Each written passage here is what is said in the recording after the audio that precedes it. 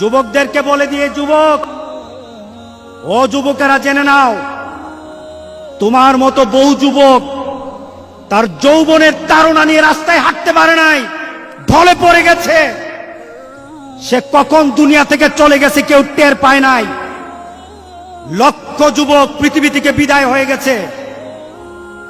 যুবক, তুমি মনে করো না তোমার যৌবনের শক্তি দিয়ে অনেক লম্বা সফর বৃদ্ধ বয়স পর্যন্ত তুমি চলে যেতে পারবা, এই আশা করো না। বরঞ্চ আশা করো যৌবন কালটাকে জান্নাতের জন্য ব্যবহার করব।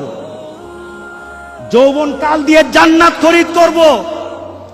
এই যৌবন কাল দিয়ে আল্লাহর দরবারে একজন নেককার বান্দা হয়ে দাঁড়াবো। যুবক, গান হবে না। গান যদি যাও আমার রাসূল তোমার প্রতি রাগ করবে। নাটকে যদি যাও আমার রাসূল তোমার প্রতি রাগ করবে, আল্লাহ রাগ করবে।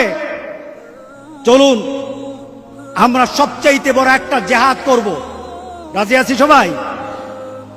রাসূল সাল্লাল্লাহু আলাইহি সাল্লাম বলেছেন, আফজালুল জিহাদ জিহাদুন নফস, নিজের আত্মার সাথে জিহাদ করা, এটা হলো সবচাইতে বড় জিহাদ।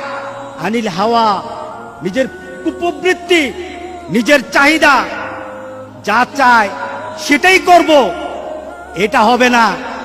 আল্লাহ রাসূল যা চায় এটাই আমরা করব ইনশাআল্লাহ। বলে তোমার কাছে ভিক্ষা চাই, একটা অর্ডার হবে তোমার, তুমি শুধু একটা অর্ডার করবে। গোটা পৃথিবীতে ছড়িয়ে ছিটিয়ে থাকা এই করোনা এক সেকেন্ডও থাকতে পারবে না, শুধু তোমার অর্ডারের দরকার। আর আমরা তওবা করি, আমরা তওবা করলাম, আমরা আর গুনার দিকে ফিরে যাব না। গুনাহকে আমাদের আকর্ষণের জায়গা বানাবো না। মসজিদ আর ইবাদতের জায়গাগুলি আমরা আমাদের জীবনের আকর্ষণের জায়গা বানিয়ে নেব।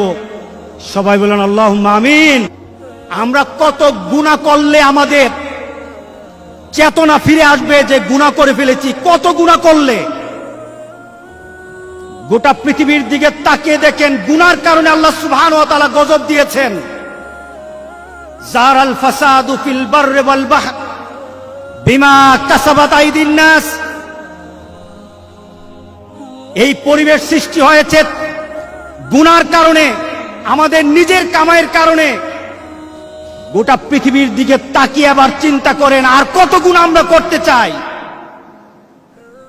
আল্লাহু আল্লাহু আল্লাহ।